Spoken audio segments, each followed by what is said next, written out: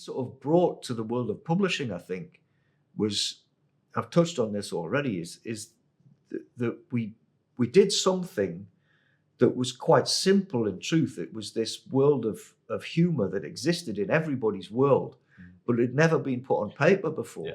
Yeah. And that was what we had. And, you know, and then you got these publishers who would look at it and they couldn't work out why they couldn't sell magazines to young men. Yeah. And then they saw that our magazine sold to young men. And then they would say, well, you need to work for us.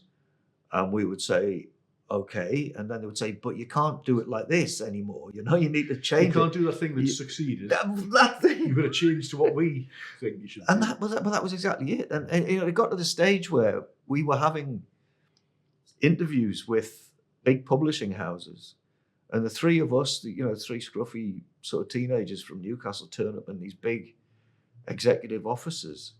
And these guys like literally say, oh, this is brilliant what you're doing. This is exactly what we need. We've been trying to find a magazine that will sell to people in this age group. You know, young men at that time, when we did eventually get a publishing deal, which was in the early 1980s, the big thing that was going on amongst publishing houses was they were all trying to find a magazine that would sell to young men. The men's magazine market didn't exist. Yeah. Young men, very young men, bought comics when they were still boys.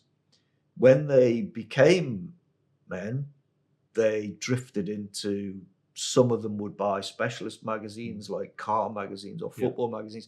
But if you weren't into football or cars, you didn't buy them. And not everybody who was into football and cars bought them either, you know.